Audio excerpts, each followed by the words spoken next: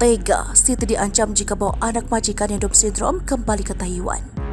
Rawat 10 tahun anak majikan di Taiwan yang mengalami Down syndrome ternyata pernah membuat Siti Aisyah 37 tahun diancam. Adalah Long, kakak sang anak yang bernama Siang Huang, 26 tahun mengancam Siti. Saat itu Siti Aisyah tidak boleh mengembalikan Siang Huang 26 tahun ke Taiwan. Berawal dari Siti yang mencoba menghubungi Long lalu meminta agar memperhatikan Siang Huang yang dirawat sejak 2019 di Indonesia. Siti Aisyah sempat melontarkan akan mengembalikan Siang Huang ke Taiwan dengan maksud agar Long sadar.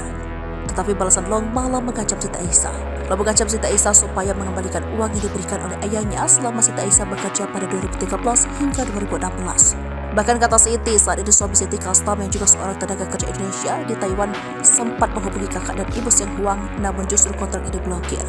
Siti Aisyah merawat anak majikannya asal Taiwan yang mengalami Down syndrome di rumahnya di desa Kamoji, Kecamatan Cikampek, Kabupaten Karawang. Siti sebelumnya bekerja 6 tahun di Taiwan. Dia memang ditugaskan untuk merawat Siang Huang 26 tahun yang sakit. Ayah Siang Huang sangat menyayangi anaknya tersebut. Namun kondisi ayahnya sudah sangat tua dan saat ini telah meninggal.